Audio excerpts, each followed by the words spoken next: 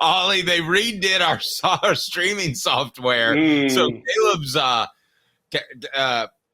Caleb's kind of pulled a Max Gilbert a couple of weeks ago. That's awful. That's awful. No. This would be if I were a kicker, if they totally narrow the goalpost on me. And, like, Dave, just please don't defecate in my shoes. Oh yeah, did you hear about that, Ollie? That in Alabama, after the famous kick six game, that an Alabama player defecated in one of the in the kicker's shoe. Did you hear about that? I saw that. And he put my God! The guy puts his sock on and sticks it in his shoe. And AJ McCarron said it was filled up too. And I'm like, Ollie, can I ask you a personal question? Because you play one of the most gladiator positions in the most gladiator sport in football. This is why I hate kicking in football. I love the kick six game. It's the greatest moment in college football history to me for Alabama Auburn, but how frustrating is it when you play like a gladiator for like 60 minutes and you're putting your body on the line like that and you do everything to win, but the game is lost because this kid that's not that doesn't get hit at all comes out 5 times a game and can't hit basic field goals. Don't you kind of have a right to hate him at that point? I don't know. It's every player's biggest frustration for sure, because I mean, you understand that they're there for a reason and that they are good at kicking if they're there and they're the ones kicking for you. And there's so many factors that go into kicking. Like, as an outside in, I'm thinking, oh, you just put your foot on the ball, kick it through the upright. That's easy. But I mean, there's so many factors that go into it that just as a blind person that doesn't understand the kicking game that goes into creating good kicks. So, I mean, yes, you could be frustrated at them and angry with them, but at the same time, it's like you're still your teammate. You got to lift them up, and they're doing their job too, and they don't know what it takes to do your job. You don't know what it takes to do their job. So it's like, but they're on scholarship to hit field goals within 30 yards at least, though. No, for sure. Kate Foster was missed like 3 field goals within 30 yards. I feel like you have a right to hate him for that point if you're on Alabama. No doubt. I mean, there's certain situations where the frustration can actually turn into anger real quick. But right. But by the same token, Caleb is advocating you go boom boom in his shoe. I don't know if I go that far. I'm sorry. The sport I hate the fact that the sport, like, you have these guys that play like warriors for 60 minutes and it comes down to this guy that never gets touched the whole game and it comes down to his leg. That's the greatest part about football. I mean, you got athletes that are 5 foot, 100 pounds, and then you got an athlete that's 6'6", 330 pounds. It's, you don't see that in a lot of different sports. So that's true. That's true. If I ask you the craziest thing you ever saw in a locker room, would it have to do with Joe Milton and Jeremy Banks? No, surprisingly not. That was not the craziest moment I've ever seen in a locker room, and I don't know if I can go into explanation, but locker room stuff, what happens in the locker room stays in the locker room. Fair. Yeah. Okay. Let's turn to this Georgia game. You mentioned that you feel like that Georgia could roll over in a tight game because they've got so much riding on it. And I want to get into that psychological aspect. But first, I want to ask you this. Josh Heupel is very orchestrated and well thought out when he makes comments to the media. And I don't know if you know this, Ollie, but he's actually gone up to reporters before and said, good luck getting something out of that press conference. He's actually proud of himself not saying anything and filling 10 minutes of airtime with nothing, which he does every Monday in a press conference. And kudos to him if that's the way he wants to play it. He certainly would never call a player an idiot publicly. And I listen, what the kid did celebrating the Pope kid for Georgia, the defensive back celebrating with Ole Miss, that is an idiotic move. Yes. But I've always believed, all the coaches I've been around, I can say, don't play like an idiot. Say, Ollie, you're an idiot. Yeah, it carries different. It carries way different. So how do you think that played in the locker room? Yeah, I mean, if I was that player, I mean, it's one thing when you're one-on-one with your coach to get reprimanded and told you're an idiot or stupid or whatever. But I mean, to go out onto national media and say it, I mean, it hurts just what the character and personality of that kid is. I mean, I understand, as he knows, he's made a stupid mistake of celebrating with his family and stuff after that game that he shouldn't have. But at the end of the day, I'm sure he's a young kid, doesn't know a whole lot better. And I mean, that's just a situation where you work on it in-house. If you want to talk about it in the media, you say that's something that we're handling. Obviously disappointed in his actions, but that's something that he's working to correct. But I don't think you just straight up call the guy an idiot. I mean, that's just it. One, that's straight to that kid, but then also to that kid's parents. I mean, do you think that they raised them for his coach to call him an idiot? And I mean, now when you're a parent, you send your kid to college. I mean, that's the guy that's looking out for your kid for the next 4 to 5 years. And if they're calling you an idiot on national TV, as a parent, I'd be concerned if my kid was getting treated fairly. I completely agree, Caleb. I thought, and you got to remember too, Caleb, I know you would jump in here. That was Kirby Smart's response 48 hours after. It wasn't after the game like somebody showed it to him and it was like a knee-jerk response. Yeah. I mean, he had time to think about it and then had to bring it back. Caleb, go right ahead, sir. So, Ollie, I want to talk a little bit about the chemistry impact in this game, comparing the two teams. Look, we talked a couple of weeks ago, and you basically broke down. You pretty much think South Carolina cheated against you guys in 2022. And I mean, and I'm not denying that was the case. But we also know the inner workings of the locker room of what happened. And I want to compare it to just using that as a jumping off point. We saw what happened to the defense in that game. How much can the chemistry of something really, really wreck your psyche and willingness to play that upcoming Saturday? Yeah, and I mean, you know, chemistry gets talked about in every aspect of life, from what a work company is trying to do to what sports teams are trying to do. Chemistry carries everything, and it all starts with your team culture. And I mean, if you don't have a culture and a chemistry where you feel like you can truly work with every single person on your team, then you got guys that don't want to play with certain guys. They don't want to be with certain guys. There's no communication going on. They're like, well, I'm not going to tell this guy what's going on because I want him to mess up because I don't want him in here. And I mean, you get all these split out issues and stuff, people against people.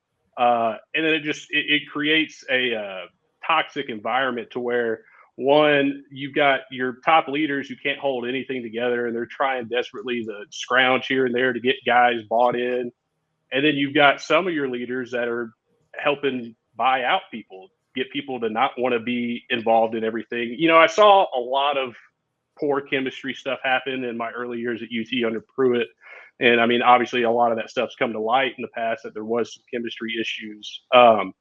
At the end of the day, if you don't have good team chemistry and a good bond with your teammates out there, especially with the 11 that are out there on the field with you, you're not going to be able to get anything done, because if I don't rely on my guys, I can't trust them. And then I'm going to have to think that I have to go above and beyond of what my job and position is to do something because I don't think you can do it, and I have to do my job and your job.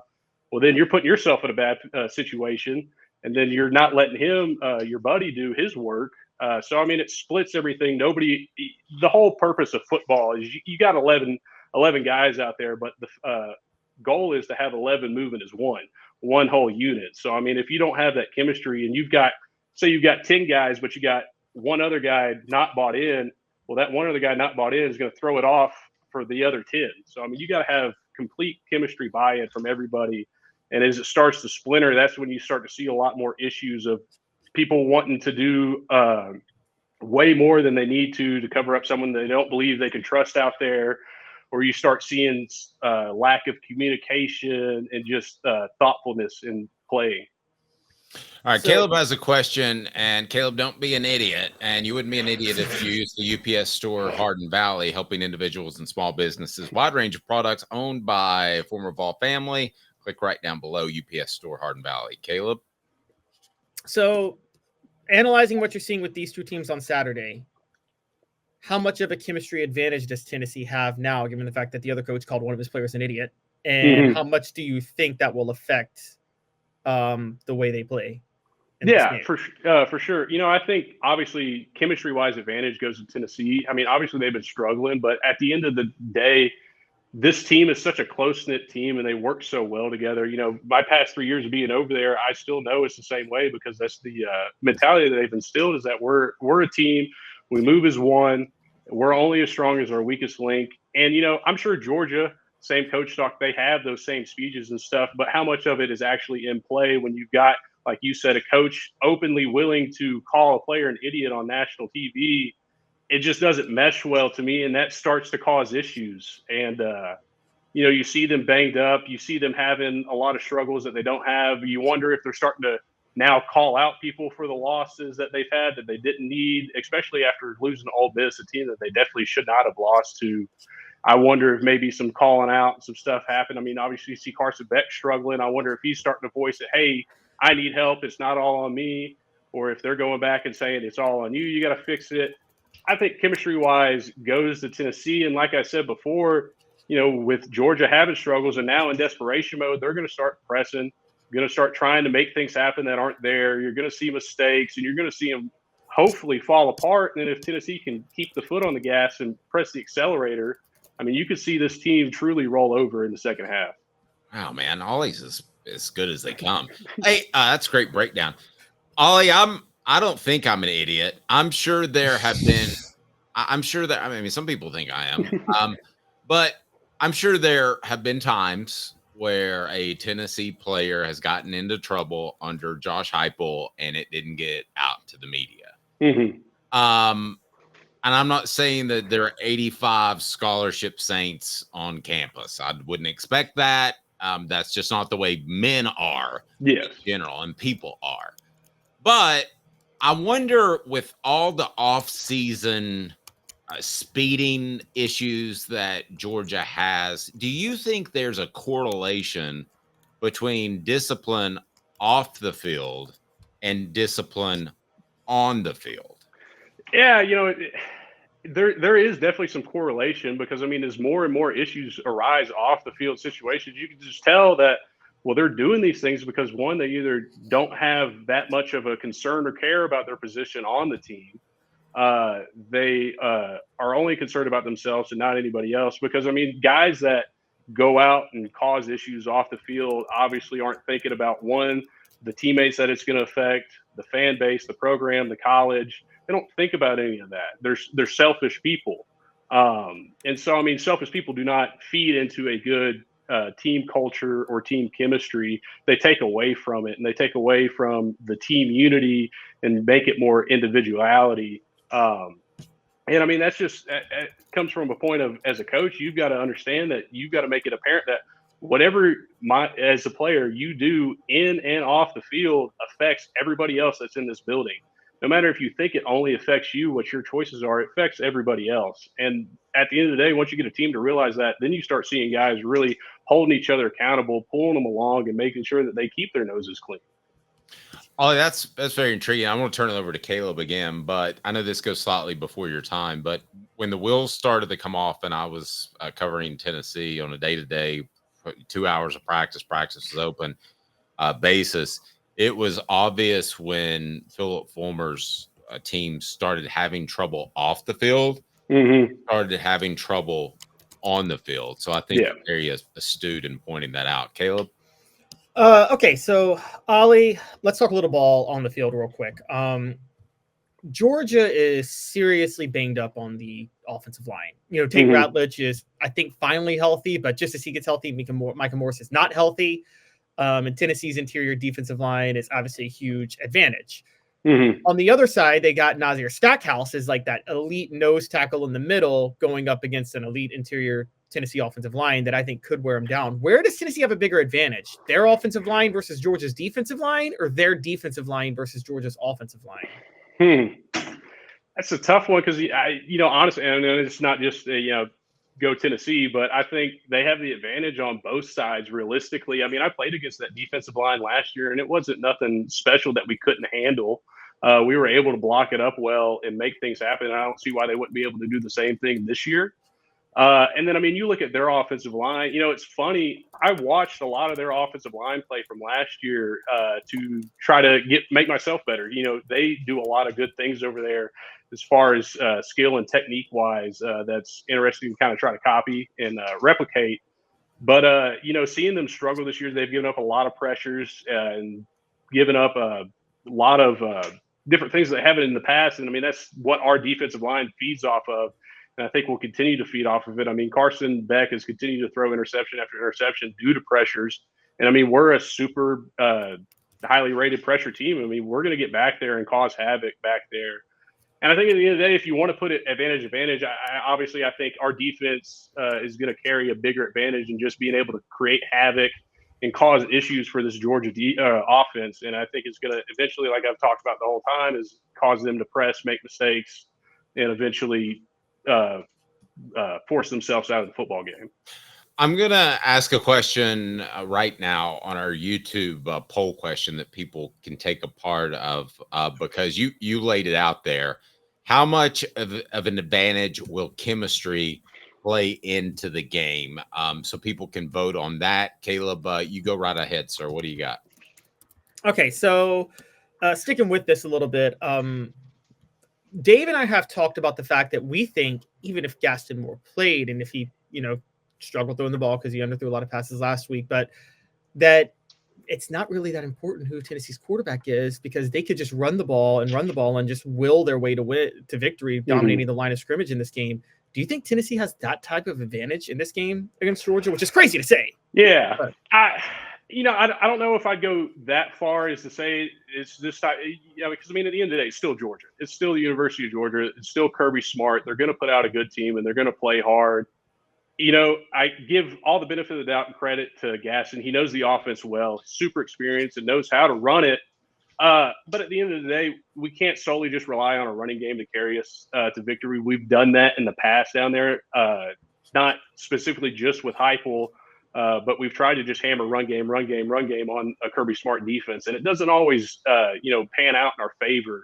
So, you got to be able to have a good enough split between the two to cause some confusion behind there. Because, this defense is very well disciplined and coached. And, they're going to be able to stay in their spots for the most part.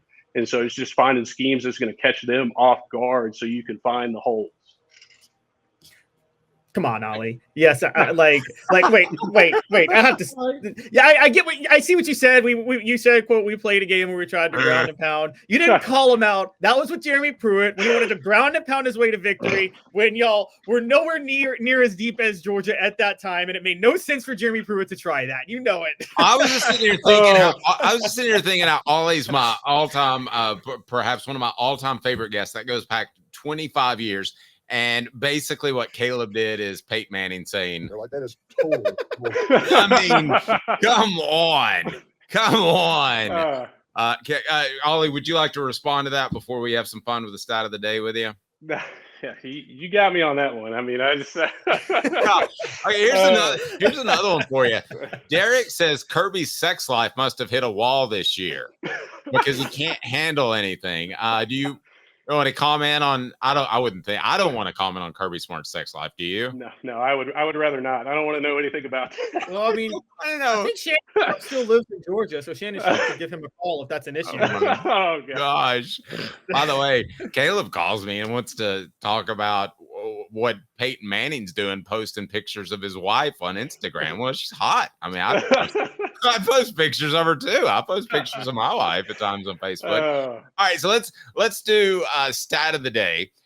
Stat of the day. We want to do this with Ollie for a particular reason, and it is brought to you by our good friends at Sports Treasures. I mentioned carrying over 5 million Sports Treasures and so much more. Follow them on Facebook at Sports Treasures TN for updates, and our friends at Rick Terry Jewelry Design. They want to be your jeweler looking for affordable game day jewelry, a Tennessee tradition. Rick Terry Jewelry.com. What's the stat of the day? And then I got one as well. And then Ollie, we're going to lay it on you to determine which one is better. What do you think of that?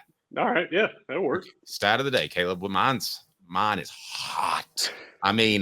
That's hot. Number of women Kirby. Never mind. Okay. So stat of the day is Tennessee's defense is not just elite, like in scoring defense, and we've talked about that, not giving up 20 points a game. This is what's crucial about their defense this year, guys. They have the best situational defense in college football. They are number one in red zone defense, number one in the SEC, this is. They have the best red zone scoring defense, the best red zone touchdown defense percentage, the best third down defense, and the second best fourth down defense to South Carolina, but it's very, very close. It's basically a coin flip at that point. Mm-hmm. They're top 6 nationally in all 3 categories. Okay. Are you ready for my stat of the day? Yeah. Okay. Yeah, hit me with it. Yeah, mine's a lot better. Ollie, who do you think wins Mike Tyson, Jake Paul? I'm taking Mike Tyson. Me too. Yeah. All right. Here's the stat of the day. There's several stats here. Longest boxing match ever. Andy Bowen and Jack Burke. 110 rounds over 7 hours and 19 minutes. And here's the way a round ended. It wasn't timed. It was until somebody got knocked down. Now, that happened back in 1893 in New Orleans, Louisiana. So you can go ahead and give me my bouquet of flowers. That's a pretty good stat. That's a pretty good stat. Yeah, no, it's a pretty good stat. I mean, I don't know if we were going strictly just Tennessee stat or not, but no, I don't know if I could stay in a ring that long, even if I was a trained boxer. God. No, that's crazy. And okay, so you don't have to mention any names, but have you seen a good fight? I know Josh Heupel hates fighting. I've seen some good fights. Like, that was an okay thing back in the day. Mm-hmm. I could name a couple ones. Albert Hainsworth, if you're familiar with him, like to go get a big pole out of the weight room and attack people with it. Seriously. And but have you seen any good fights on the practice field that you're like, man, that was hilarious? Yeah, I've seen a couple. Probably one of my funniest moments was my first fight ever in history, and it was at the University of Tennessee. It was my first summer at UT, and we're doing one-on-ones on the field, and I'm going against Matt Butler. And everybody knows Matt Butler, super aggressive, doesn't know when the whistle's blown, doesn't stop, continues to go. And so, I mean, we're not even in pads. We're just in shorts and shirts, and we're out here doing one-on-one pass rush. And, I set it down. I'm ending it, ready to stop it, and he just keeps pressing. Well, I take my hands, and I lock him in his shirt, and I lift him up. And I'm like, all right, dude, it's over. Just calm down. Well, I mean, it was like some Matrix thing. I saw the fist come, and, I mean, my face dodged back. I see it go across my face, and I was like, whoa. And I threw like 1, 2. And then everybody started jumping in. I was like, all right, I'm getting out of here. I was like, I had mine. All right. So new poll question that's out there right now. Caleb, give that a read and we'll get Ollie's take on that.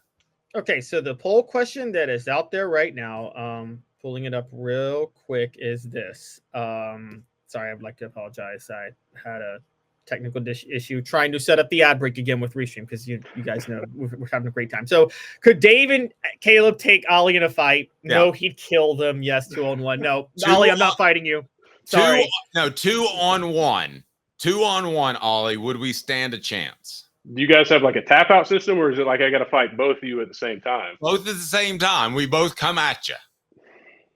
I mean, I feel like I could maybe hold one of you guys back with my arm and then like work on the other one.